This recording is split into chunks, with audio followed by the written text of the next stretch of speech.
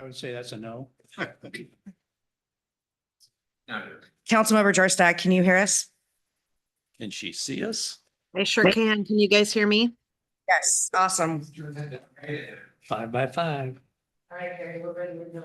All right, great. Thank you, Kelly. Welcome to the June 18th City Council meeting. Call to order here. We are on Zoom and we are also on YouTube Live. So Zoom will give you the ability to see it at a later date if you choose, but Sorry, we have a recording in progress. there's additional recording. Okay, so with that, let's do the Pledge of Allegiance. I pledge allegiance to the flag of the United States of America and to the republic for which it stands, one nation, under God, indivisible, with liberty and justice for all. City Clerk Chilling, will you do the roll call, please? Yes, Councilmember Daughtry, Present. Councilmember Peters Hagen, Present? Councilmember Donahue, Present. Councilmember Shipman, Present. Councilmember Jorstad online. Present. Councilmember Ewing is absent. He's at a conference along with Mayor Gailey today. Councilmember Tagent, Present. thank you.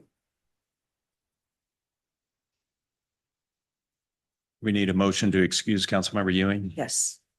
Make a motion to excuse Councilmember Ewing. Second. All those in favor? Aye. Hi. Aye. Unanimous. With that, we'll move on to the approval of the agenda. Do we have any comments, questions, or amendments to the agenda? Move to approve the agenda as written. Second. Second. All those in favor of approving the agenda as presented? Aye. We have an approved agenda. Next up, guest business. We have a new police records specialist, Melissa Linseth, and we're going to swear her in. I'll do a quick intro first, if you don't mind. She wrote a big biography. I would like to introduce our newest records specialist, Melissa Linseth. Melissa was born and raised in Washington and currently lives in Lake Stevens. She recently graduated with her bachelor's in business administration. Melissa enjoys spending time outside, baking, and spending time with her family in Eastern Washington. We are happy for her to join us. And I told them if they don't write more, I'm just gonna make up stuff. So you guys can figure out what's going.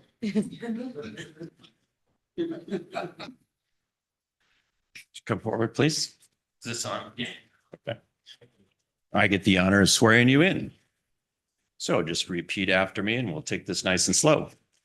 I, Melissa Linseth, do solemnly swear So Linseth, do solemnly swear or affirm that I will support or affirm that I will support and defend the Constitution and laws and defend the Constitution and laws of the United States of the United States and the state of and Washington, the state of Washington, the ordinances of the city of Lake the Stevens, ordinances of the city of Lake Stevens, and the mission and regulations and the mission and regulations of the Lake Stevens Police Department, of the Lake Stevens Police Department, and that I will faithfully that I will faithfully and impartially perform and impartially perform and discharge the duties and discharge the duties as a Lake Stevens Police Records Specialist as a Lake Stevens Police Records Specialist according to the law according to the law and to the best of my ability. and the best of my ability. Hey, congratulations.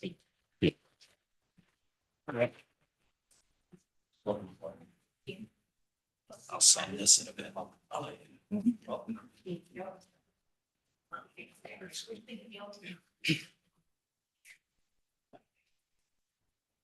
That's always fun to do. Welcome new folks to our family at Lake Stevens. Next on the agenda is we have citizen comments, and I'll go over to Troy or Kelly. Do we have anyone online that is raised their hand to speak? I don't see any hands at right now. Again, if you would like to speak to the council, if you can raise your digital hand, I can let you into the meeting. Again, anybody online, raise your digital hand. No one. Okay. We have two folks in the audience who have signed the green sheets. And the first one is Joanne Van Leuven. Would you please step forward to the microphone? Welcome. Thank you. Just to introduce myself, I've lived in Lake Stevens since 2000, moved here from Mukilteo 24 years ago. And it's been interesting to watch the changes of the city. We moved from Mukilteo. It was a wonderful place to live. We loved everything about it. And many of our friends wondered why you're moving out to Lake Stevens. And it's interesting over the past 24 years, the wonderful changes that have happened. And so I'm here today to just commend the mayor, the council, and the city employees. I always get choky, just for the vision and direction that we have. My daughter and I spend a lot of time with our little grandson at the parks, Cove Park, Lundin Park. I walk to Lundin Park every morning with my neighbor, and it's a beautiful jewel in our crown. It's lovely. Cove Park, when we're here for, why am I doing this? Why do I cry? Really. When we come to the Wednesday farmers market, it is better than any other farmers market. It is better than Everett and Snohomish and Marysville. And you wonder why they even bother to compete with us, because we are so much better. When you walk through the grounds, there's people of all ethnicities, different languages that you just don't know where they're from. And you're so happy that they're welcome and that they're comfortable here. You see people that are laughing and buying and trading and selling. You see families that are together that are doing all kinds of things, partaking of the goods there, purchasing things, enjoying each other, making new friends. It's a wonderful thing. I look forward to the bands that we'll have coming up this summer. Every time there's a proposed action in the city, I wonder to myself, is this going to increase my taxes phenomenally? Because my taxes have doubled in 24 years. And so I am on the library board, Lake Stevens Library Board, and at one point wasn't so excited about a new library. I read every day for learning and pleasure, but often don't choose the library as my source of reading material. I use my Kindle or whatever, but it's going to be a beautiful thing. It's going to be inclusive. It's going to draw people in. And we have a new children's librarian, Gabe, who came from Granite Falls. And I can already see just some really good small changes. So I'm very excited about that. And so I know that it's extremely challenging to please a city of 42,000 people. Everyone has a different vote. Everyone has a different idea, different voice, different concerns. And I think that the city, the mayor and the council, the city employees try to manage that very, very well. If I could just throw out one little discord, maybe. That was on purpose. I came here. It's very small.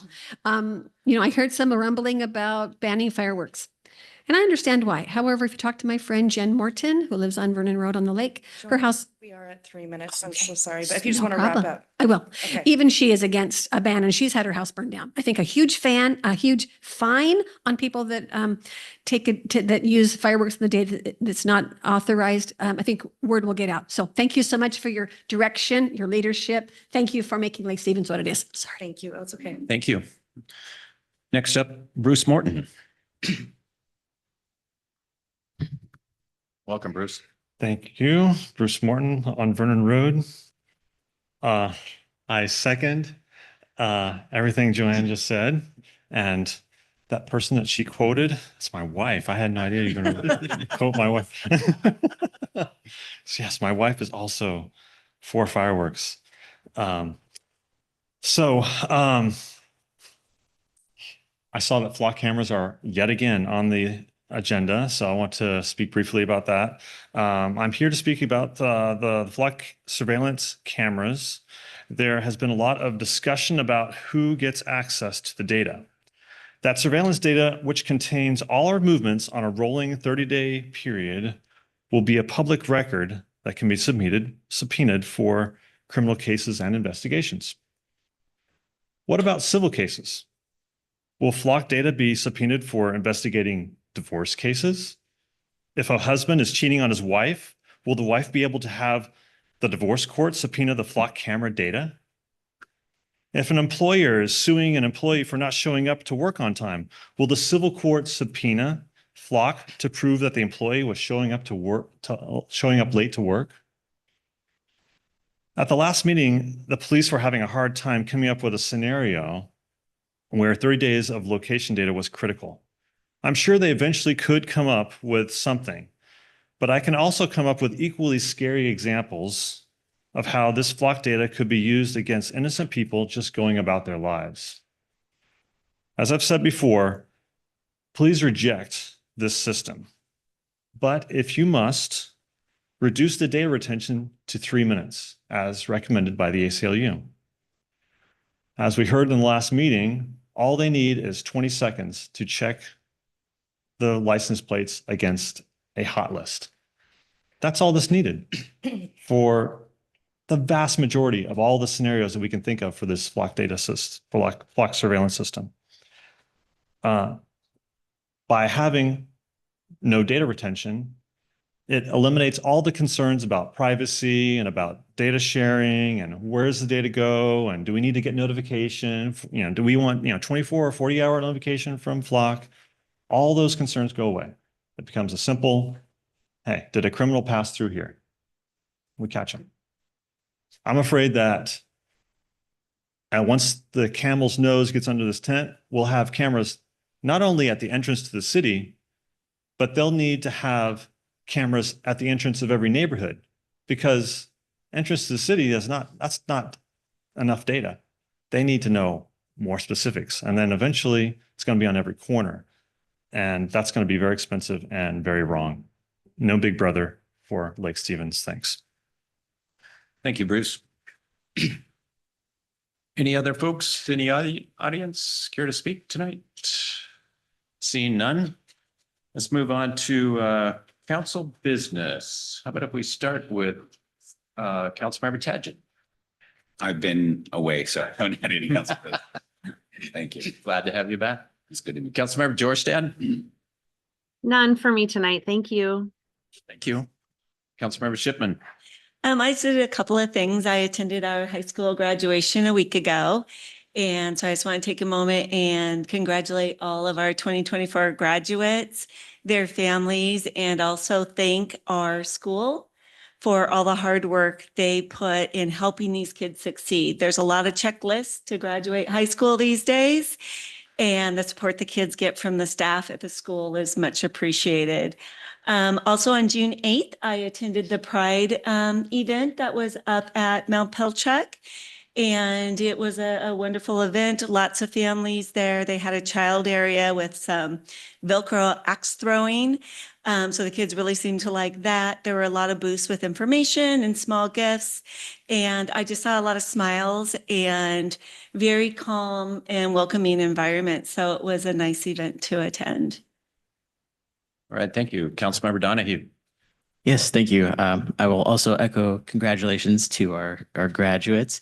And then really the only thing for me is last night was the land use and housing open house from the Planning Commission. I want to take this opportunity to apologize. I had a last minute work emergency that kept me from attending, but briefly spoken to Director Wright, and he informed me that there were some really good comments and input from the citizens. And then council will be briefed on the progress resulting from that in the next couple of weeks. Thanks. Thank you. Councilmember Daughtry? Nothing for me. I too would like to congratulate the graduates of Lake Stevens High School. It was just kind of cool. They had the thing going around the lake and so forth. And how many places do that? 0. So it's just, even though we're 42,000 people, we're still a small town. So it's nice to see the appreciation and so forth. So community coming together. So with that, let's move down to city department report. Who would like to start, or anybody? Aaron? Feel free. Yes, thank you. Oh, it's on now. Thank you, Council President. I'd like to, there's an item on the consent agenda for pavement preservation. And rather than pull it from the agenda, I'd certainly like to have the opportunity to describe where we're going to be grinding and overlaying this summer. And so the grind and overlay is our standard pavement preservation practice. They grind 2 inches of asphalt off the surface of the roadway, and they put fresh new asphalt back, essentially curb to curb in most places. So this summer in Lake Stevens, I'm going to give you a list of places you can expect delays. How about that? The first is 113th Northeast, sort of near the high school, north of the high school, from the State Route 92 roundabout to 32nd. North end of the city off of State Route 92. That road is just, it's beat, and it really needs to be replaced and repaired. 20th Street Northeast, Ashley Point to 116th. So top of the hill, working your way down the hill on 20th Northeast. 4th Street, State Route 9 to 99th. Vernon Road, there are two locations, the Eagle Roundabout to the bridge. There's been a lot of utility work in that area. And they've done some restoration. We're going to finish it. Vernon Road, Lundin Parkway to 91st Avenue Northeast. And finally, 22nd Place Northeast. It's a half road, 130th Drive to a cul-de-sac.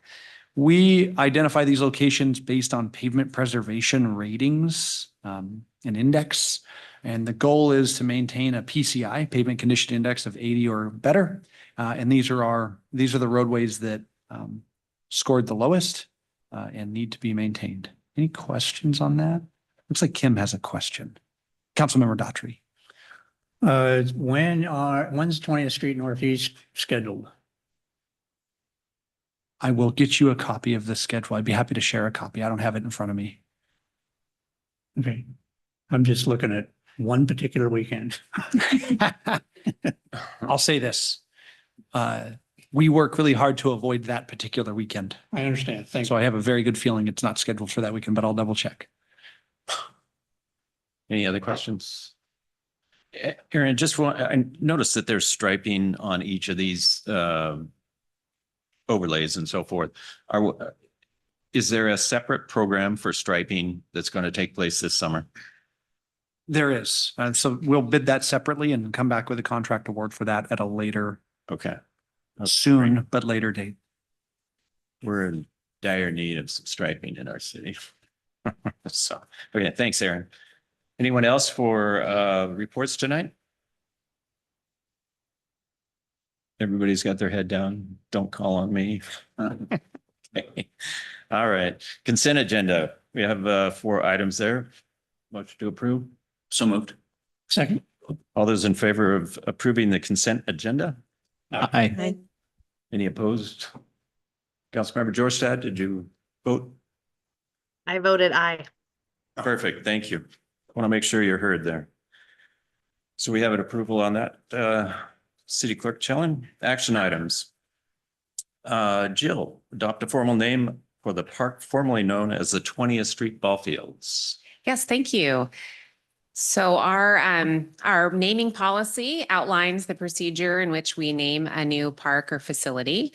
And pursuant to that policy, the Parks and Recreation Planning Board held a public hearing on May 13th and considered all of the names that were submitted by the public.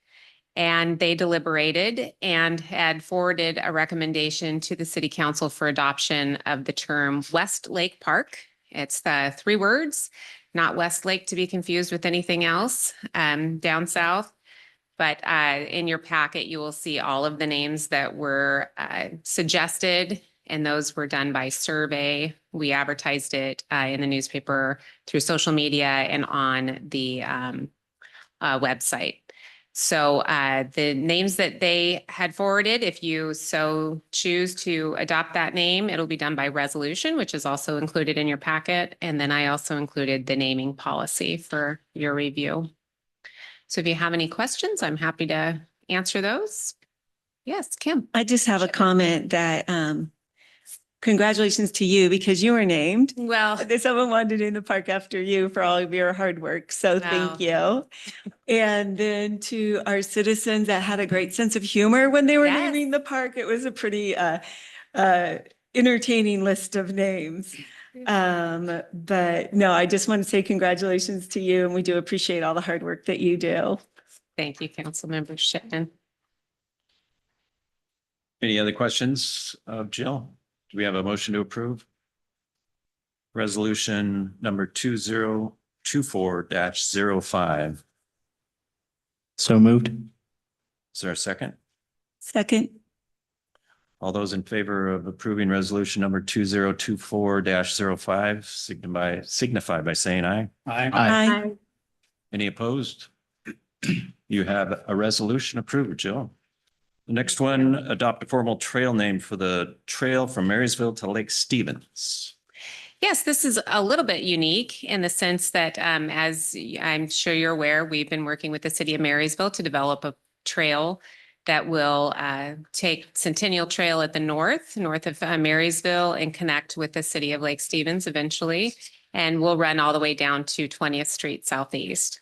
So when we thought about the naming procedure for this trail, the idea came to mind that because the trail crosses different jurisdictions, there is advantages to having a regional name for that trail, very similar to you'd see on the Burt Gilman Trail or on the Centennial Trail.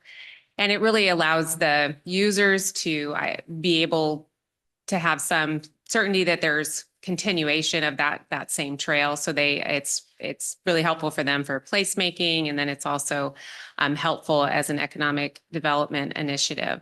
So we thought using all of those, taking all those things together, we think that it would really enhance the user experience to have that kind of regional name recognition with this trail. So this is just suggested for the trail that joins with Marysville and then on up to the Centennial. It wouldn't affect the future naming of our Trails Master Plan as that's rolled out. But staff presented this to the Parks and Recreation Planning Board as well, and they unanimously forwarded a recommendation of maintaining that Bayview Trail name as it comes into our jurisdiction for this particular trail. So with that, we are forwarding a recommendation to the City Council for adoption of a formal name of Bayview Trail for that trail section. Is that to be done by resolution also? The policy appears to apply to this facility as well as. Yeah, the policy was, yeah, and I agree. Well, we can definitely bring a resolution back on consent. We didn't know if it fit exactly, so, but we can do that. So how, what do we do? A thumbs up, thumbs down or something? Consent agenda next week. Next week's workshop is, The next. so we can't take action. No, that's a regular meeting. This is. a special meeting. This is special. Oh, gotcha. Okay. So does anybody object to that, I guess? Anybody, Councilmember Jorstad? No? I would say move forward and bring it back. Sounds great. You'll have that on your consent agenda for next week. Okay, great. Thank you. Thank you. Next up, Public Works Board pre-construction loan. Do we have Olin or Shannon here? Yeah, I'll take this agenda item. Okay, great.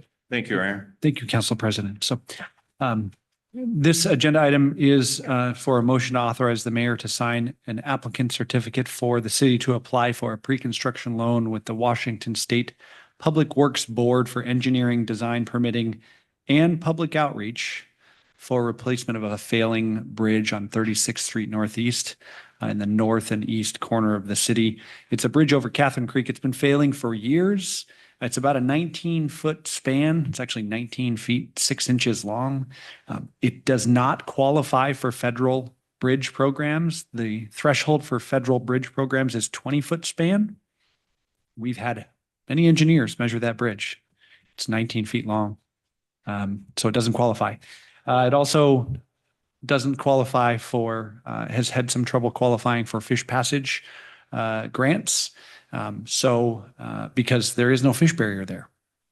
So we've worked through the process and each one of those processes. We've applied for a recent another grant opportunity called the RAISE grant. We haven't heard back. In the meantime, the city's been, the Public Works Department's been forced to close one of the lanes across that bridge because it is a failing bridge. So to mitigate that, we're asking that the council authorize the mayor to sign essentially a loan application with the Public Works Board. The terms of the loan are, it's a 5-year loan. It's got an interest rate of 0.86%. It's pretty good if you can get it. The loan amount's $911,000. Again, it's design permitting only. It is a competitive loan process, as you can imagine with those interest rates, it would be. So it's our strategy is to apply for design funding now, or design loan now. And once design's complete, if we need additional funding, if we haven't received a grant, we would apply for construction funding at a future date. Currently, it's just our best option to get this problem solved. Any questions, council? How old is the bridge? It's a good question. It's old. It's from the 80s, and it's been undersized and had structural problems from essentially day one. And there's no fish in the stream? It was my understanding there was. There are fish in the stream, but the bridge itself, what's out there now, is not a fish barrier. So fish are able to pass under it without a problem.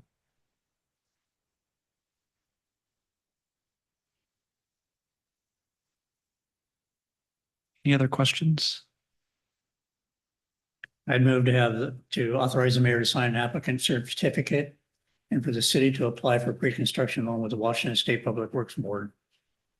We have a second? Second. All those in favor? Aye. Aye. Aye as well. Councilmember Jorstad? Aye. We have approval. Great. Thanks, Aaron. Next up, we have the flock safety contract. Mr. Thomas? Thank you. Unless there's any other questions, concerns, I do have flock safety online if you would like me to bring him aboard. Hector Solomon Valdez would be happy to answer any question. I also have Officer Crystal here. She is happy to answer questions, any kind of retention questions. She used flock quite a bit in Colorado while she was there. So if you have any other questions, concerns, other than that, I'd request council to approve and authorize the mayor to sign the flock safety contract. Do you want to, there was a couple of questions last meeting, and do you want to kind of report back on those couple of questions first? Sure. Get to as far as the 24-hour notice is, Flock had got back basically stating that they could not agree on giving that hard deadline for 24 hours because they don't know what is involved if a subpoena would come across their office. They would need to know who done it, where the cameras are located. So there would be additional research on their end.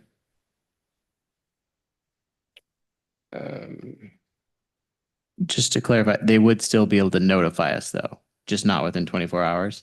Yeah, they would notify us. They Okay. just couldn't hold strong to that 24 hours. Okay.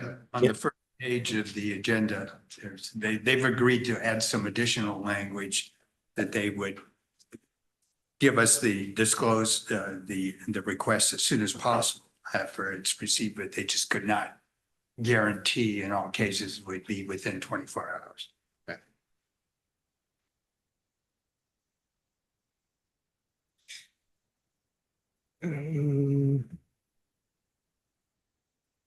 Regarding, let's see here. Is there any retention, that timeline questions that Officer Colomaiza may answer for you guys? She's saying yes. Well, would you? That'd be great. Okay. Do you want to? Sure. Yes, could you come up to the microphone, please? Can you state your name again for the record? I'm sorry, I didn't catch it. Crystal Colomaiza. Do you need the spelling? That'd be awesome.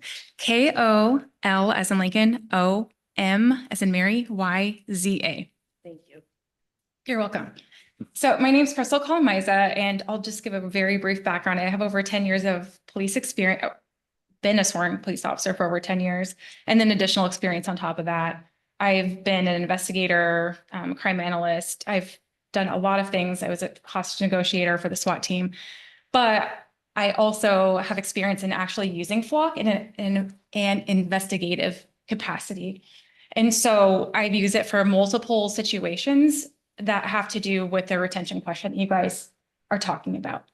Do you want me to just go over a couple scenarios? Okay. So again, I use it in the investigations capacity. So when it has to do with the alerts for the cars, that's not something that I dealt with because I wasn't on patrol for those. So as an investigator, a lot of times I don't get cases until weeks after the crime happened, especially when it's involving property crime, such as burglaries. So for example, we had a metro-wide burglary ring and they were going around breaking into these businesses with a certain very distinctive breaking in method. And we were able to identify the license plate from Flock cameras and link it to the whole city, multiple citywide metro area crime network. And then it was successfully prosecuted by the state, and it helped two of our local business owners who had multiple businesses each that were broken into. We had a hit and run with a motorcyclist who was impaled on a fence. The officers, basically, we only had one officer free at the time, showed up, car is gone, motorcyclist is injured. He was fine eventually. He was treated medically, but we were able to track down the hit and run vehicle that caused the injury to the motorcyclist using the Flock cameras. And one of the reasons why we didn't have any officers available at that time was because we actually had a motorcycle fatality on the other side of town. And the Flock cameras there actually helped show after the fact that the driver who crashed into the motorcyclist was not driving in any sort of reckless manner at the time. And so it actually alleviated charges for that person in particular.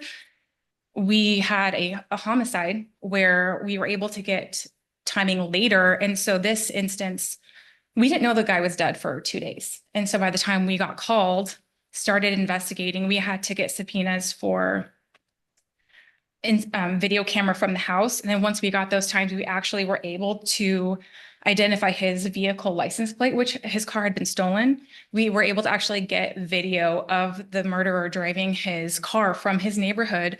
We tracked it through the city on Flock cameras. It went on the highway, went to another city where it ended up, again, they were able to track it in that city. So I had a whole map set out for the prosecution with dates and times of the locations leading from the path of the homicide to where this person ended up going. And when the police officers ended up contacting the suspect at that time, they didn't know that there was a murder, but she didn't have a gun on her at that time. But because the Flock cameras came back immediately, because we have access to them immediately, we were able to find that she went to a park near the Flock cameras and stayed there for a while. And they actually dredged that lake for a gun.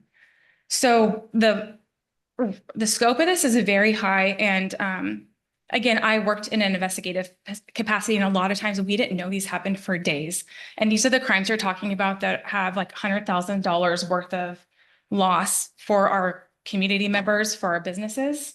And that's really what, as police officers, we're here to do. Like, that's the whole purpose of them, is to help our community. And using this technology to our advantage makes a huge difference in not only trying to identify these people, but in successful prosecution. Because if you show that to a jury, they're going to see that painted in a picture that they understand, as opposed to when you go through like the police verbiage, or, you know, like the prosecutors have their own legal verbiage. But when you have a picture with a map for crimes that are high level crimes, then that's what makes a difference. And that's just the tip of the iceberg for some of the things that we used them on. And it's not like anyone's on there just like viewing them. We don't have time for that anyway. Like, who wants to sit at a traffic intersection and watch that anyway? So, and again, we have to have like specific dates and times to even just go back to even look for what we're trying to find in the first place. So, any questions on that or clarification? Yeah, I got one. Lead me through just really briefly how you would decide that you need to go get Flock data. Like, okay, so you have something happen and you're investigating it. You basically have to go back to Flock and say, I want to look for this vehicle in this time frame. And that's how you start it. For my purpose, it was because it was a felony level crime. Are you talking about the actual procedure? Yeah, the actual procedure. Like how you get you have to go Yeah, so Flock somebody and who say- has a a login for it would go in and they can search by Okay. time and location. And that was for the system that we, like I said, I didn't use it on the road as an officer where I got the notification. That's not what I use it for. So you're not getting. Yes. And if I may jump into one of the other features is when she is investigating a crime, and Hector Soliman Valdez, I'm the Director of Community Affairs at Flock, she will be entering a case number in order to access the system. And what that does is that her supervisors, when they audit the system for her searches, are able to see every single time that there's a search, is there a case, what is the case number associated with it? What are the filters that she's using? Does that match what she should have been looking for in that case? And therefore providing the ability to have a check and balances on any misuse. And also kind of just talking about the time frame and just the retention. And I'm, kind of new to the conversation here at Lake Stevens. I was there last year. And do remember some of you. You may remember that Phlox has a 30-day standard of retention. There's no national standard here. Reason that we, and I think this is what the officer is alluding to, have decided upon that day, that amount of time, is that it gives your law enforcement enough time to go in and investigate, even if they don't hear or have evidence within a couple of weeks, right? Which especially for those more complicated crimes such as homicides or property crimes, right, where people may not even notice right away, they're going to need. She may also not be assigned to a case on a Sunday, right? She may be assigned to that case when she gets back in on Tuesday sometimes, right? And so having that ability to be able to go in and search within the 30 days is crucial for law enforcement to be able to effectively do their job. However, we do believe that 30 days protects the public so that it's not long-term retention of data, right? And so at that 30-day mark, it's automatically deleted. And sorry for interrupting, just wanted to give that a little bit of additional context. Are there cases where it's used in civil matters? I was just going to ask the same thing. Yeah. I'll tell you just from my experience, I have never heard of that at all.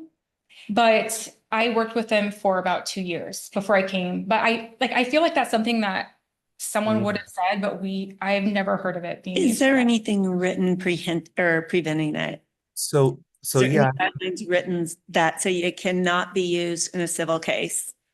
I don't can. know why that would be an issue, but that's not up to me. But it sounds like you probably have experience with that. Yes, I can talk a little bit about that. So your policy, right, as is these are for active investigations, right? So there has to be a call for service.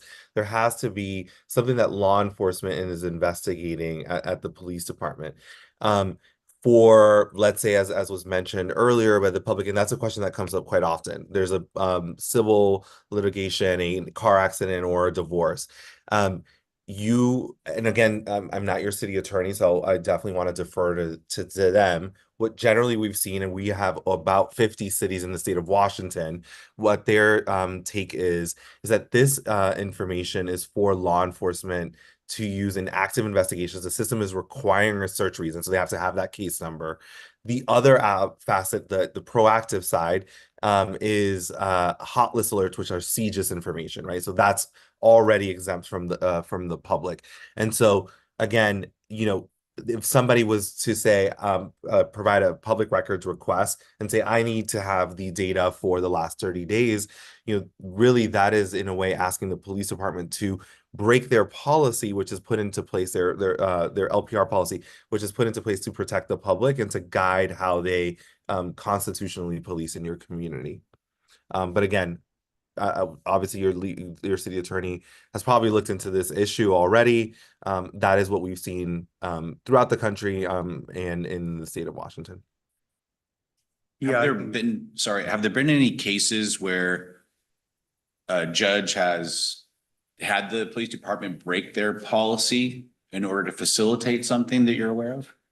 No, and there is a case in Iowa where there was a public records request where the person was attempting to kind of just get records, and the state of Iowa, it was actually an agency that reviews these type of requests, sided with the police department and the city, as that this is police data.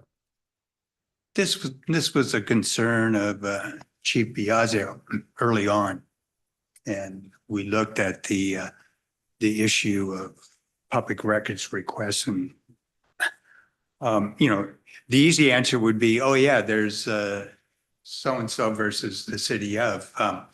But there's no case. There's no Washington case directly related to the flock system. So our office looked at it, and our opinion is that it would be exempt from public disclosure until if the department were to obtain actual data, go through the process, that data would become publicly releasable, but no one could just submit a request.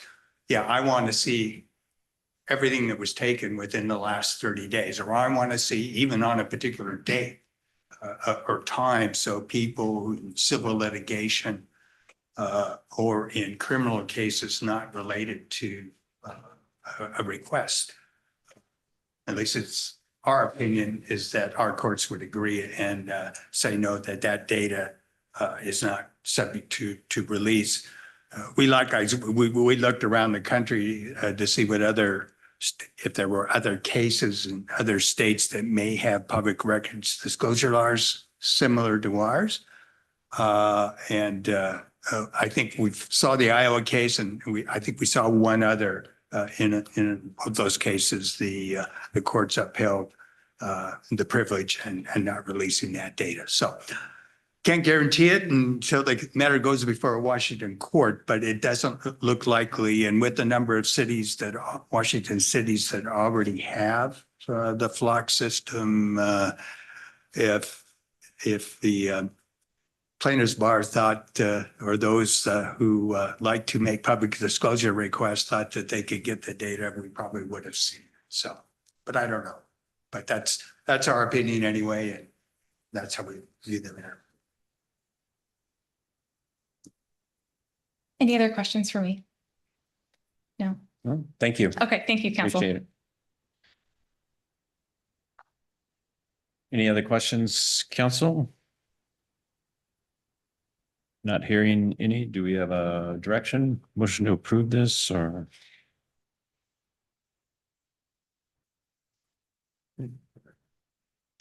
So the request would be to approve the order contract with the additional information that the flock will need to give. I guess I would just say on this, I understand the privacy concerns. I had many of them myself, and sitting up here in this chair, I'm trying to balance those against kind of the general state of policing in this day and age. Our police force, we're constantly trying to hire enough qualified people, and it's particularly difficult given the environment out there. And I don't know, I see this as a tool that could help make our police force more efficient. And I really just think it's on us as a council to monitor this and track this.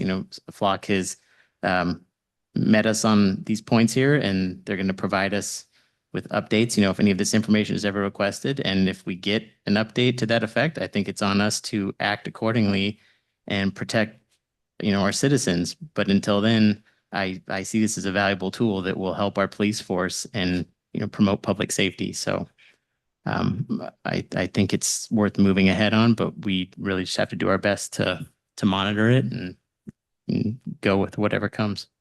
Just a reminder, it is a 1-year contract. So we do have the ability to evaluate this at the end of the year. Do we have any idea how often we're going to get like an update as to how valuable it's been to are we going to do this on a quarterly or in half a year from now? Would any idea when we might get just a brief synopsis of how it's been helpful or not helpful? I'm sure we're going to get all the information we want out of this, but is it? I think it's up to us to request. Yeah. How often do you want it? Record or I don't think to record it or every month or every week. I'm thinking like half a year from now or 3 months from now, 4 months from now, check in, just let us know. I think quarterly would be a good report. How about if we get an update at our retreat in the fall? Yeah, that'd be great. Just kind of see how things are going. Yes, I plan on, our game plan for the police department is when we clear a call or a follow-up or investigations, we have certain clearance codes that we use for not only records retention, but for records filing. I plan on using a secondary clearance code for this. So anytime we use Flock or have a Flock assisted investigation, or somebody calls us for Flock, post a data agreement, that I have that data to share with you all whenever. I could bring that up whenever, how often we use this, and we can happy to give a case study at the end if we use it for like a major crime or whatever. So. Well, I agree with Councilman Donahue. We've been going through this for several weeks now, several months. A couple of my questions got answered just tonight. So I'm going to call for a motion or move to authorize the mayor to sign the Flock safety contract. Second. Want the amended language also? Yeah, that would be with the amended language that Flock offered. Okay. Do I need to state it again? So to approve the clock safety order form and contract, and with the additional contract verbiage that Flock offered that's stated in your agenda report. Okay, I'll restate it. I moved to authorize what he said. Yeah. Okay, and we do have, Second again. we have a second on that. All Clerk those- Schillen, could I request a roll call vote? Certainly, Absolutely. certainly. Are we ready for Thank vote? you. All right. Councilmember Shipman, Aye. Councilmember Daughtry, Aye. Councilmember Tagent, Aye. Councilmember Donahue, Aye. Councilmember Jarstad, No. Councilmember Peters Hagan. Aye. All right, passed Okay, thank you. 5-1. And again, we'll make a note to get some sort of information on our retreat, so probably appropriate timing. Discussion items, Sarah, 5-year plan for parks. Thank you. So the Parks Department was tasked with developing a 5-year plan. This 5-year plan was aimed at department growth, as well as increasing the level of service provided to the residents of Lake Stevens. This plan encompasses many parts. The department worked on it for about 2 months, but we were able to wrap it into this 12-page presentation today. It includes if the city parks were to take over the full management of the HOA parks, that is the property that we already own. If we were to take over 2 county parks, which is Cavallero, as well as the Lake Stevens Community Park. It also looks at all of the approved improvements in our capital improvement plan as it stands today, as well as the recreational side growth that has been desired for the department as directed previously. With the presentation, I outlined on the first page the order of what we'll talk about things in case you need to reference it. I also put a disclaimer on here just to say everything in this presentation is based on what the staff knows today and assumptions that we made based on the information that we have. In-depth inspections would need to be made for each property to really come up with hard costs, get today's quotes, really look to make sure that we do in fact have our numbers correct. But we believe that we can stand behind all of the information in this presentation. This also does not include a revamp of our 5-year capital improvement plan. One of the things I have discussed over the past several months is that we do need to wrap in our current buildings and assets and wrap them into improvement plans. So getting on the list, repairing of docks or restrooms, ADA compliance, we need to make sure that's also reflected in our 5-year capital plan. That will be completed here in Q4 of 2024 and used as we move into the 2025 budget. So I just wanted to keep those things in mind as we proceed down this. So the first thing we're looking at today are the capital projects that are currently approved in the plan with budget. I've broken this down by how many field staff are needed in order to maintain these once they are completed, as well as seasonal staff, admin staff, an increased operating budget to maintain what was built, equipment that needs to be purchased in order to maintain the area, and the anticipated budget year in which they will occur. So the first two that are happening is Frontier Heights. We will be finishing the engineering on that and going out to construction this year is still the plan. And 20th Ball Field, which just was renamed to Westlake, will also be completed. So that will require a 1 FTE for going into the year 2026, as it will be completed by the end of this year. And as you look through the list, it talks about Eagle Ridge Park with the anticipation of 2026, and then moving into the South Lake Stevens Trail and Bayview Trail. I grabbed the dates as best as possible out of our multi-year plan to guesstimate those, although they could change. We also have a placeholder on here for Eagle Ridge property acquisition, as well as a future pump track and climbing wall, as we know that is one of our top priority projects, even though we currently don't have a location for it. The assumption we see here is that it would be a brand new small park.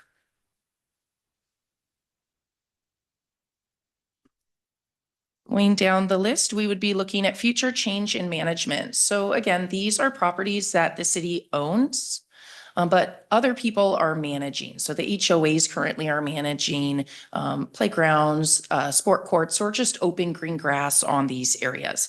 I've broken them into two parts. One part are the ones that have playgrounds. The other parts are ones that do not have playgrounds. It could also be ones that have playgrounds or playgrounds that were removed that we decided as a department are not eligible for replacement.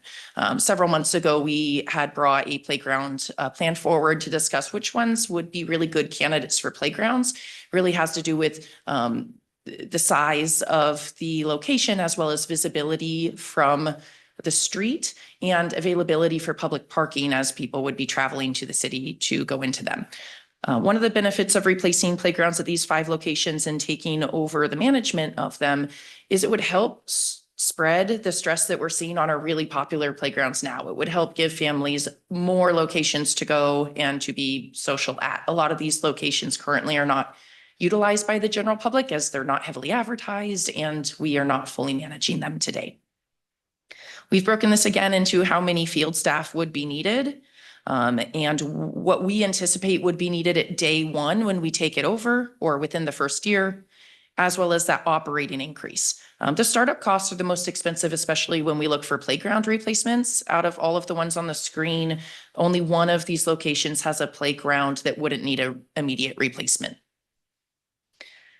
Then we also included a little bit of money for equipment, which would be $50,000 to get a equipment mower and trailer in order to isolate staff for that maintenance plan. With all 10 of these locations, we would essentially be looking at 1 full-time staff and an operating increase of $35,000 a year. The most expensive piece would be the improvements once we take them over. The next screen we're looking at is future change in ownership. These are the 2 county-managed parks, which are either inside city limits, Cavallaro, or just outside of city limits, Lake Stevens Community Park. We've broken this down again based on the numbers that we know. We would have to do full walkthroughs on these to really get a good plan and understand the current infrastructure, try to get blueprints in order to really see what assets are there. But talking to the county, gathering their data, and then analyzing what we do know from our small walkthroughs, Cavallaro Park would take a half-time person that is a permanent position, and then a seasonal as well, half-time. $50,000 anticipated for starting park needs and equipment purchases in order to maintain the park, and yearly operating budget of $68,000 a year. Lake Stevens Community Park would take 1 full-time permanent staff as well as 2 seasonal staff.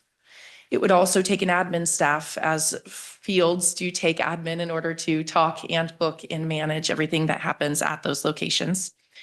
Anticipated starting park needs would be $165,000. The majority of that would be going to redoing the soccer fields, as we know that they are in need of repair at this time.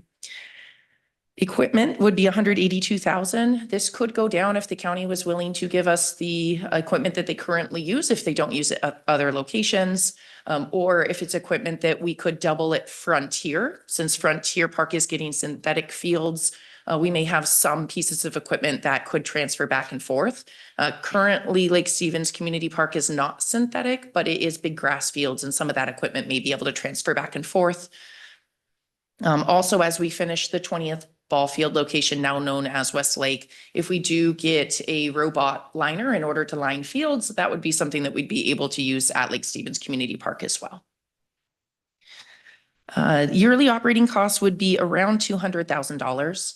The county right now was able to provide us expenses of $100,000 a year, but when we analyzed it and I looked at it as an audit log, it did not talk about all utilities. They weren't allocating electric or water, or we didn't see a heavy fertilizer maintenance program. And we know that we'd be raising the level of service at this park. So based on our numbers and how we manage our other parks and looking at numbers for North Cove and Lundin, we went ahead and felt very comfortable analyzing all the numbers to put in $200,000 a year. Now, this would be offset with revenues. So you're seeing a anticipated $40,000 in revenue. That's what the county's collecting today. We could potentially increase those revenues, but we'd have to do a deep dive into how often they're renting fields, what they're charging, and if we could simply rent the fields double time without increasing the price, that of course would raise our revenue. So that would give a net cost of $160,000 to run that one location. The largest cost on the screen is for security cameras. It seems like a large amount. However, our IT department did a dive into what they can see at that location, and the infrastructure simply isn't there. We'd be able to get cameras in phase 1 at the entry, but as you look into the rest of the parks, both with Cavallaro and Lake Stevens, we'd have to put up the infrastructure. So that includes erecting light poles and putting the cameras up top, and that can start to get very expensive. That is why this number is higher, but of course they would also have to do a deep dive into what that looks like and if costs could be reduced, or if infrastructure does keep going up and costs could increase as well. Department growth, this would mainly be on the recreation side, but we do have a few other numbers in here as well. I did this screen by year as I do have some known factors in here. 2025 going into next budget year, I would be asking for one additional admin staff. Likely it would be an office assistant. Jacqueline, our administrative assistant, can barely keep up on the phone calls today. Sometimes her phone is going 6 hours straight and all she can do is reply to the public, and it's not giving her the capacity to continue to do other items that she has been assigned to help with the rest of the department. Our staff as a whole, since we've developed the department, we did add Tanya's position, who is our recreation specialist, and we brought over Dawn and Jill from the planning department. When we added our admin assistant, it really was only a partial FTE add, as that position was fully housed in Public Works before, and we had just moved over FTE and jostled things around. So that position would be really important to not only keeping up with the demand we're seeing now, but once Frontier Height is completed, we are going to have to come up with all new policies in order to manage that sports field and deal with the increase of reservations at that location as well. Not only for the field, but likely add the rental of the 2 picnic shelters as well. The other position that I am proposing for 2025 would be a revenue development specialist. This would really allow us to not only really target grants that are specific to park projects and recreation, but would allow us to take a deeper dive into sponsorships and other revenue sources that can come from parks. And what it would do is it would alleviate the tax burden for the public, where we're charging people for their individual services of personal benefits when they use parks, or sponsorship dollars, corporate dollars that can come in order to help system growth is how we would be targeting that. I believe that revenue specialist could cover their own costs as a position and bring in that revenue. For 2026, in order to continue to add events, to really build out additional recreational programs and grow our volunteer program, which we really haven't been able to touch, we would need to look at adding another admin staff at that time. With the growth, we'd likely have to add an office manager. I, as a director, can only manage so many people at once, and we would be expanding where we'd have to add that capacity. The field staff, I'd be proposing that once City Hall moves to a new location and the mill building becomes all parks, that our park staff would be the ones doing the surface cleaning within the mill. So the custodial duties, whereas facilities would retain their facility functions of elevators and HVAC, just like we do with our park restrooms and other buildings. That would allow us to have 7-day coverage and ebb and flow within our parks department priorities. And then if the ranger program is going well, we would be looking at hiring an additional park ranger in 2026. That would help with additional enforcement as well as ensuring that park fees are paid. For instance, our boat ramp parking, that is a pay to play in order to use the boat launches in parks. So enforcement can occur at that location. And then looking at 2027 and beyond, it would really be how fast do we want to grow the recreational program? Is there an opportunity and a desire by council also for parks to take over one of the connexes that was City Hall, to take over the library building once it is vacated, or other buildings? I do believe that recreational centers can operate at an 80 to 100% cost recovery rate. It's really the appetite by council of, are you willing to charge for services and open services and bring them in for our residents that we may not have today? So there are definitely conversations that we can have and run those centers so that it doesn't cost our city tax dollars money, but we can increase the services to the public and then charge for cooking classes, sewing classes, any of the above. What I did on this next page was take everything I just talked about and put it into one grid so that it is broken down by subject and by field staff, startup cost, and operating cost. And that way it could be seen in one glance.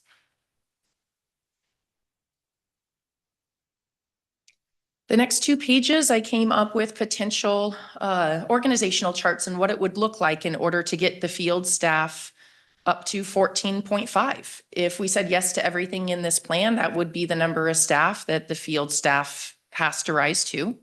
And we would be bringing the seasonal staff up to a 7.9 position is how this computed. Of course, we'd probably be rounding as we hire people and creating half or full-time positions. With this, we would need to rotate what is the parks field supervisor now. We don't have a parks operation manager, so we would need that official management position between myself and the field. Currently, the supervisor can supervise and guide and have talks. However, any of the hiring, firing, discipline, any of the management type stuff all has to come to me. So we would have to put that layer in as we continue to grow. The operations manager would oversee the park ranger positions as well as the field supervisor. And then as we grow to a total of 14.5, we would recommend 3 divisions within parks. And this would allow us to specialize and better serve our parks with efficiency. That would look like a grounds maintenance lead and their workers. The grounds crew would be taking care of the mowing and the surface things that you have to take care of every day in parks, including restrooms and trashes. The operations team, so operations maintenance lead and workers, they would be helping the grounds crew when necessary, but their specialties would be repairs. So irrigation breaks, fixing fences, roofing, deep diving into vandalism types of repairs as well. And then we would need an athletics team. Athletic fields, whether they're turfed and real grass or artificial grass, it is a specialized skill. And it does take special knowledge in order to keep them up to the standards that our sports organizations will need. And so we would be looking at having 1 lead and 1 maintenance worker under that division at this staffing level. The numbers that you see in the top right with the year and the FTE, this is just a reminder from the screens that we know these positions will have to be added regardless of if we decide to take on the management changes or the ownership changes. This is really due to the capital growth in the field. And so I broke it up there so that you can see what that looks like in the top right.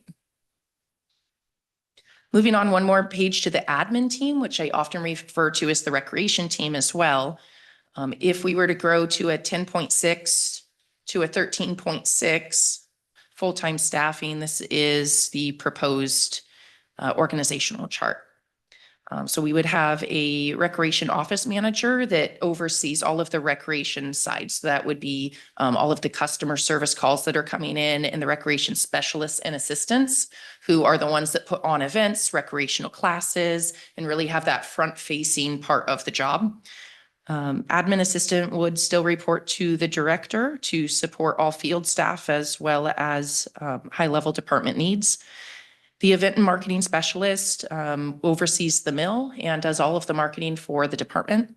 And then we would have our current position of Parks Planning and Development Coordinator, and we would have the Revenue Development Specialist work just under them, as they would have to work closely together to work on future capital projects and planning out all of the revenue that would be brought in. Now that we've talked about the expensive stuff, I just want to dive into revenue and talk about how can we balance this? How can we bring in money? And there are lots of options. Back in February 7th, I provided this list. What I did was just copy pasted it back into this screen and then added some bold notes about what are we doing. So with the parks levy, I have a screen that we'll switch to in a minute that talks about a potential park levy in 2026. At this time, we're not pursuing park bonds, although it could be pursued in the future for a very specific project. We have started gathering event sponsorships at a low level. We hope to continue to grow that in order to make our events pay for themselves, of course. We could talk about naming rights if that's supported by council. For me, that wouldn't be naming entire parks, but we would be looking at naming specific sport fields, shelters, or other amenities and items that we could have name changes on. It would be a way to pair advertising or helping name things, as well as locking them into 5-year agreements, or some might go up to 20 years if they're large sponsorships. We can look at park impact fees. I put a year on here of 2025. We will be looking at that with the comprehensive plan update, and I have another screen for that one. Grant writing is ongoing. We really haven't had the capacity within our staff to do anything other than the state grants. We really haven't been able to look into partnering with a 501c3 in order to go after the thousands of grants available to the nonprofit world. And we really haven't been going after any other federal grants that parks could. And how I think about that is there's a lot of accessibility grants, ADA. There's lots of trail grants and stuff that don't necessarily say parks on them, but that parks are able to apply through our programs. We would have to have staff in order to continue to tackle those. As staffing grows, we could look at specific fundraisers. 5Ks and triathlons are some of the best fundraisers out there, and we could pursue those in the future.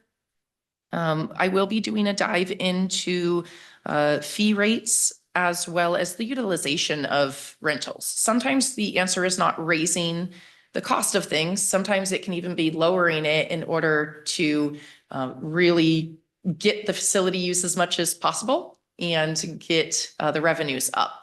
And so we're going to be looking at our current rates, how often things are booked, what they're utilized at, and trying to make suggestions. If something is heavily rented, there could be a possibility for increasing, but we're going to have to look at what is it taking us to maintain that location as well. So we'll be bringing that back as we dive into a fee resolution citywide. Wanted to come back and talk a little bit more in depth about the potential parks levy. Snohomish County, we have a directors group, one director from the county level, as well as all of the cities within Snohomish who like to participate. We used to meet once a quarter and we just talk about everything parks. One of the things that was brought up several months ago was, is there an appetite to do a countywide park levy? And we thought, hey, that's worth exploring, because a lot of the cities are trying to tackle that individually. And that can be a very large lift for admin, even the finance staff, in trying to collect those and monitor them. The county had said, hey, we're interested in a countywide one. And what that would look like is we would send out the vote of the people across all of the county. The county would be the one collecting the funds and then managing those funds. The funds would be taken and divvied up so that we are going after specific capital projects that we agreed upon that are regional at the time of the vote. That would be about 50% of the costs or the fund raised is what we've been talking about so far. 25% of this would be going back to the cities and towns and distributed based on population of those areas. And the other 25% would be put into a countywide grant opportunities for parks. So it would be a competitive bid process. We'd have the opportunity to ask for funds for projects. With those numbers, what that would look like for Lake Stevens, it's very loose. We have nothing in stone yet, just a lot of ideas we've been throwing out for potential. That could look like anywhere from $200,000 to $470,000 a year for Lake Stevens to dedicate to the parks program. That could be used for ongoing operations as well as maintenance. But that's important that it's not restricted just to new builds. The levy rate could be anywhere between 0.0961 and 0.1564. What that computes to is per year, $65 to $106 per house. Of course, we're still looking at those numbers. And then that new local grant program would be anywhere between $3 and $6 million per year for our pot to apply to. We are talking about that, and when we have any kind of consensus on what that program could look like moving forward, we would have a full presentation. We would bring that to council and really dive into how does that feel for this community, and would we want more or less? And how do we feel about that being divided up throughout the county? Park impact fees are something we will certainly be looking at. They were last updated in 2018. They can be updated based on the comprehensive plan. It really has to do with the capital plans that capital improvement plans that are in that comprehensive plan, and then what it costs to build those out. And so we'll have to be evaluating that. We do have them currently for our residential impact fees, so our homes, but we don't have any currently for commercial impact fees. And that is something that we can explore if the council's interested. I just threw some numbers up here on the screen to talk about what that could potentially look at. We will be bringing back real numbers when we're ready to discuss these in detail. Commercial impact fees can really vary based on the city. What we did to put the numbers up here on the screen was took the cities listed, Tukwila, Edmonds, Redmond, Everett, Linwood, and Issaquah, and we simply took an average just to say, what could this look like? At $1.10 a square foot, that would look like Starbucks paying in $2,600 versus a Petco paying close to $11,000. And that is the end of my official presentation. So now what I'm looking for is direction from the council. Where do you want to see the department go within the next 5 years? Where do you want me focusing, especially in the next 1 year, for getting numbers together and taking the department in one direction or the other? And so I outlined some specific questions on the screen. We can certainly go through them, or I can just answer questions and we can have a general discussion. Could we have maybe some clarification questions? Absolutely. I have a couple. Yeah, I do too. Go ahead. Go ahead. One of the things that I would like, I mean, your presentation is awesome. I really like it, but I would like to have projected numbers for your FTEs. I mean, seeing, 13.6 FTEs, that's one thing. What's the dollars associated with that? And that, I know that that's going to be a wiggly number, but what is right now, I guess, what would be one of these maintenance workers cost, and what would one of your admins cost, those kinds of things. So that gives us a total package for 24, 20 or 25, 26 and out years. That would give us a little bit better idea of the totals. We've been trying to get this going like this for years, and I'm kind of excited about it. So I really appreciate the work you're putting into it. I would love to just pay for it right now and get on it, but we do need to have some numbers for those FTEs. Because, I realize that some people don't cost as much as others, and based on what they are required to do. So I'd like to kind of get an idea of what each of those FTEs is going to cost. Any other questions, council? Sarah, I have three questions for you. Absolutely. What is the likelihood of actually getting Cavallero and this sports park on the east side from the county? Are we still kind of lightly talking with them, or is there a desire on the county to actually give them to us? Because that makes a big difference as far as costs. Very likely. Their director wanted to have that conversation with me last year, and based on our budget and everything going on, we did not pursue it as a city. I did not pursue it after talking to the mayor and looking at numbers. And then I did just have another recent inquiry where they do want to meet with me to talk about the real turnover and timeline of both Cavallero and Lake Stevens. I believe that the county has been asked to do another budget cut for their park system before going into next budget year. And that's going to impact them. So by offloading parks and giving them over to the city, that can help their costs. And I believe that that would also help raise the service levels for our citizens. So I do believe that they're ready and prepared. They have been asking me for over a year's time now. So it's not 10 years from now, it's maybe in the next 2 to 3, 4 years or so.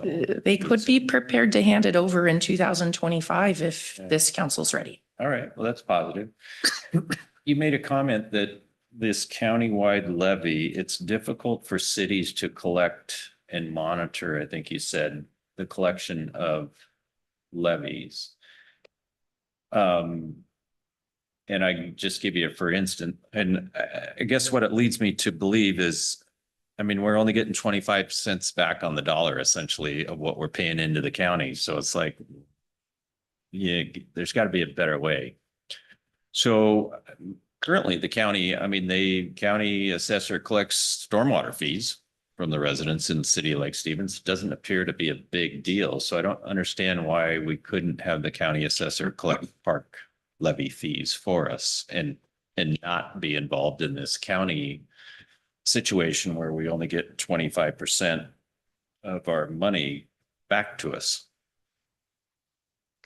They'll do it for an administrative fee, isn't it? I'm sorry. It's possible, but it is actually the treasurer who collects the fees. And they are reducing the amount of work that they do for us, even on the stormwater side. So it would definitely be something that we would have to find out if they would be willing to do. My guess is we would do better than getting 25% of our money back though, right? Yeah, so I guess I would say let's explore that and rather than jumping in with the county on something that to me seems kind of a waste. The third question I have for you on the commercial impact fees, I don't see any nexus between commercial activity and park fees. I mean, the commercial people, I mean, Petco doesn't use the parks, right? The residents use the parks. So how do you justify an impact fee in a commercial business? Yeah, so commercial business also do have to hire employees and attract them to the area. Sometimes those are residents, sometimes they're outside. Commercial businesses also hopefully attract people to come into our town to do business and not just provide business to our residents. With that, parks can be a huge driver for that. Often when you're out shopping and decide to go to a commercial establishment and buy, yeah, you're buying lunch out and sometimes even taking that to a park, especially if you have kids to let them run around. It is common in this city's listed and other ones. I can always provide a full report and deep dive into this to say out of all of the cities in Snohomish County or cities within 3 different counties around us, how many have commercial impact fees? And then how are those impact fees used? Are they 100% going to parks? Are there other ways to use them? I can certainly deep dive into that and give you more information. Okay, great. Thank you. Any other questions, guys? Greg, you and I had a discussion about the Supreme Court ruling on the California impact fees, property and traffic impact fees. And you said, I think you told me that it doesn't apply because Washington state law is different than the California state law. Is that the same for park mitigation and all the other mitigation fees we have? as far as there being a difference between our state and another state. I think what you heard is, that, you know, there has to be a nexus. Right. And I believe what Sarah said is the basis for these impact fees in other cities. She reeled off the names of several of our clients and who we probably were involved in those park impact fee ordinances. So, but yeah, it all comes down to establish a nexus that could be supported in the case of there was some judicial review of that. Okay, thank you. So, and so there's probably some examples of studies available that we could look at to get an idea.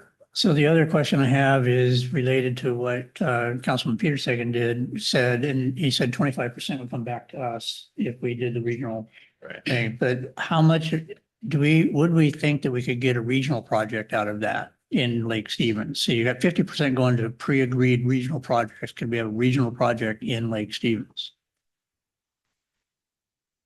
Currently, we haven't proposed any. Simply, we don't have the land to build on, whereas many of the other cities have shovel-ready projects.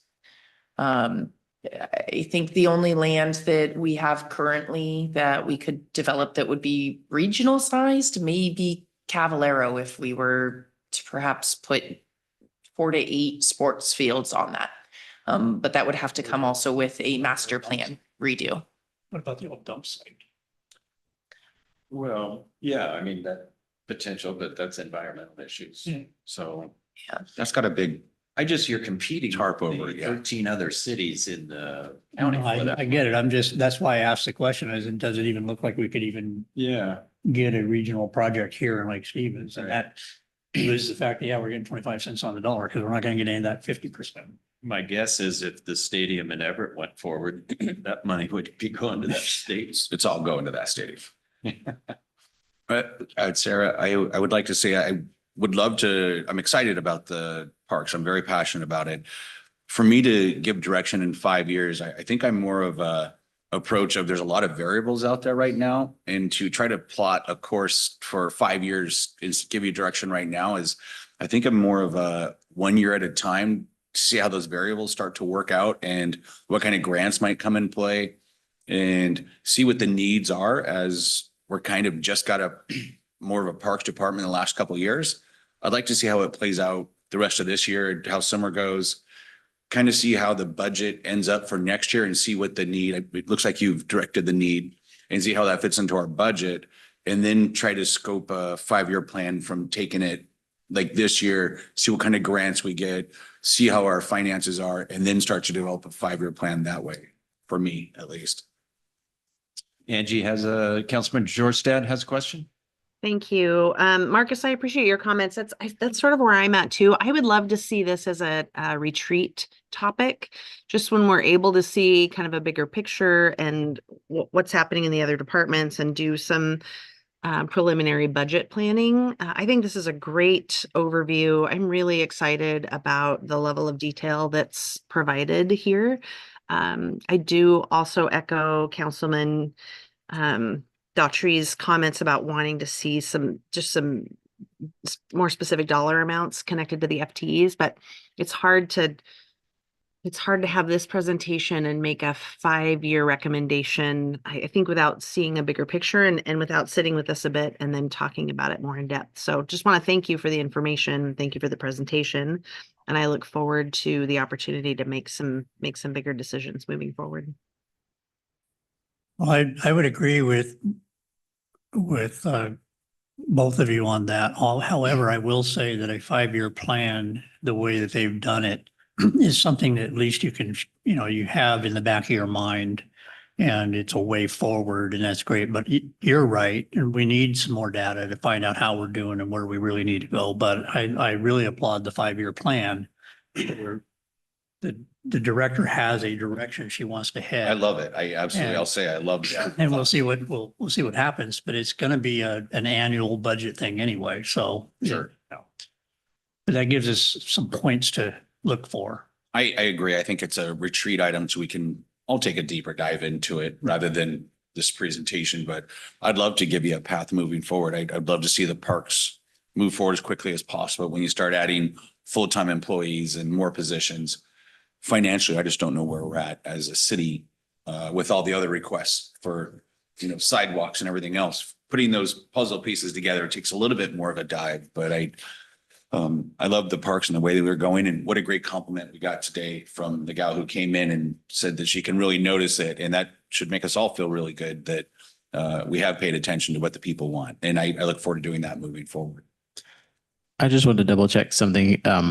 Are there any risks, and if so, what would they be if the county is looking to unload certain parks quickly, and we're the bottleneck?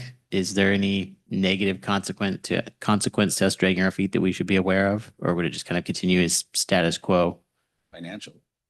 Yeah, I think financial, if they're seeing a financial crunch, what you likely may see is the parks attended even less. Cavallero, I don't know if they have staff going out there 1 or 2 times a week, but that could be reduced.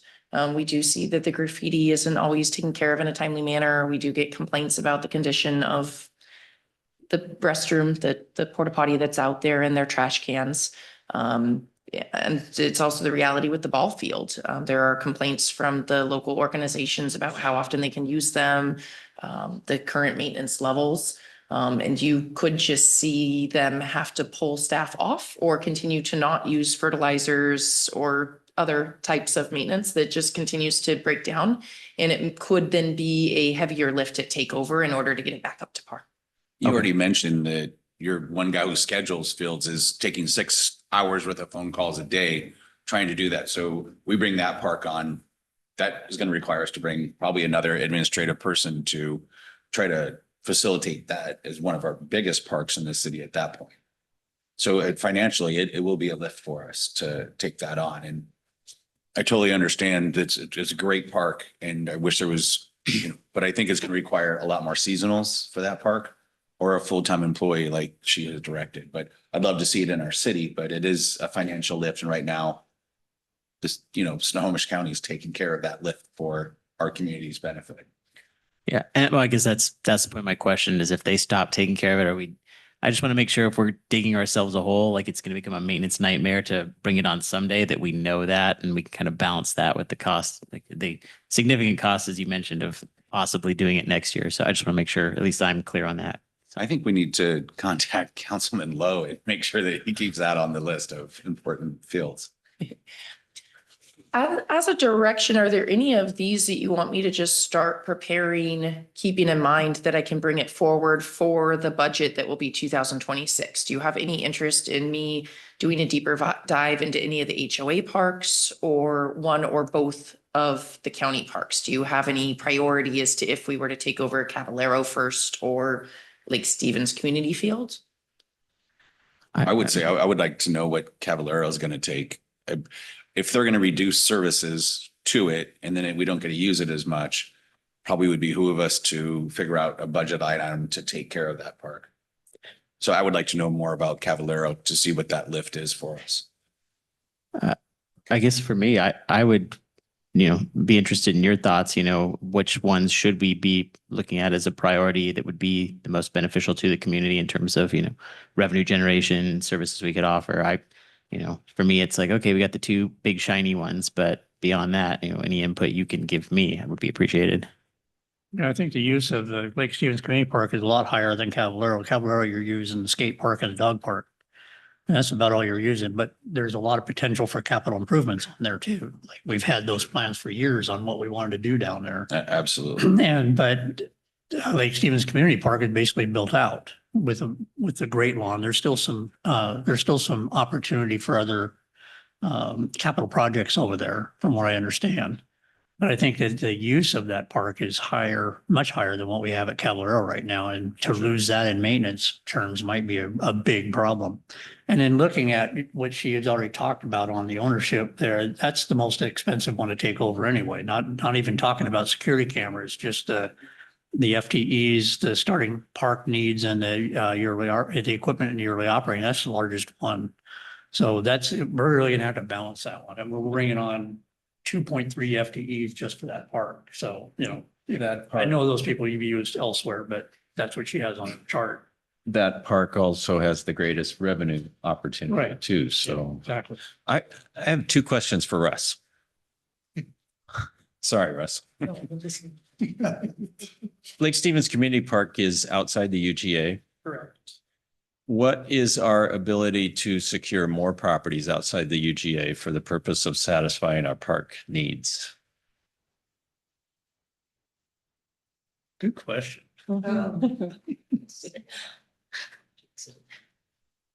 I understand that there's a potential that we could take on that park out of our urban growth area because it's contiguous with our urban growth area and would provide services. I don't have an answer for you for areas that are not directly connected. I would have to look into that. But the avenue exists. We can acquire parks outside the urban growth area for the purpose of Yes, satisfying our park. Providing services to this community and Okay. hopefully continues, yes. And I had consulted with our city attorney on that prior as well. Okay. And then the second part of my question, do you need this direction for the purpose of updating the comprehensive plan park section? It's updated No. annually, and then the large comprehensive plan update for parks would occur next year. Okay, so we're not, Timely would be okay. okay. We shouldn't be under a time crunch for it, for that. Okay. I would concentrate least on the HOA parks, humbly speaking, because those are localized to communities to where I feel like there's an expense that goes along with taking care of all those parks, but I would also say these other two shiny parks or whatever, so to say, I think are going to bring more value to the community as a whole versus centralized of 50, 60 homes who use that park. Well, I just like the idea of developing a park on the other side of the lake. There's a lot in this immediate area. Cavallero, is there another large park in that area that I'm not thinking of? So when we look at one community around the lake, we shouldn't have everybody having to drive to one side of the lake. That's been a point of discussion. Yeah, for 16 years. Yes. The south and the east side have the largest needs for future parks. So does that discussion help you at all? I think it does give some guidance, yes. Okay. How soon do you want numbers for staffing? Do you want me to hold that off until we have an executive retreat type focus on this? Maybe the fall retreat. Yeah, I think the Yeah. retreat would be fine. Okay. And that's perfect. September, right? Yes. I think Thank you. Do we have a date on that? that's City Clerk Chellen, do we have? We did have a date, It's didn't got a we? couple of dates and you're gonna get an email soon asking Yeah. about your availability. I just don't know what they are exactly. Mid-September though, I think. Yeah, she's somewhere in looking into it. I've been Yeah. working on it. there. Okay. Yeah. Let's focus on that date, Sarah. Thank you so much. Okay, all right.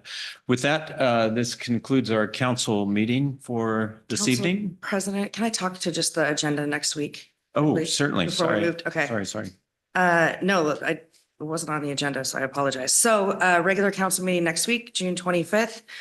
These are tentative, some are confirmed, a couple are tentative, but comp plan briefing. We'll have a surplus property resolution. We'll have solicitor license briefing. We need to reappoint an incumbent to the library board. We'll have the resolution that Jill talked about earlier on the Bayview Trail. We'll have a discussion item or action item on North Cook Road Dock, possible budget amendment, park ordinance update, contract amendment for Eagle Ridge Design, potentially a new lateral police officer oath of office, a discussion or action item on Lundin Messaging Board, and a possible budget amendment, facilities division update, and a purchase and sale agreement, 91st Avenue PUD water errands item.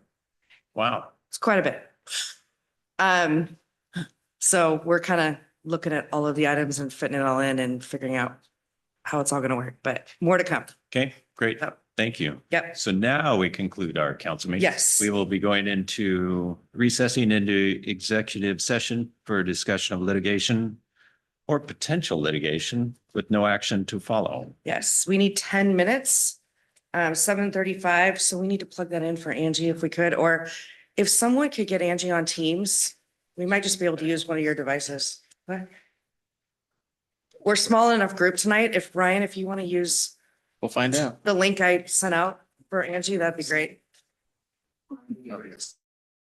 7:47, I'll give us 2 minutes to get out.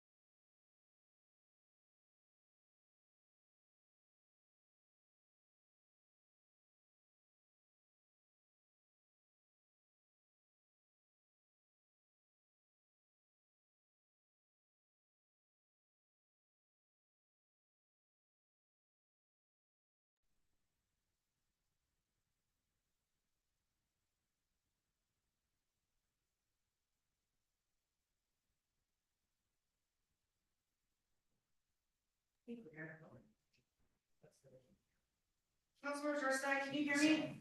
Councilmember Jurstad? I can now. Okay, awesome. Go ahead. I move to adjourn. We have a motion to adjourn. We have a second. Second. All those in favor? Aye. Aye. We are adjourned. Thank you. Thank you.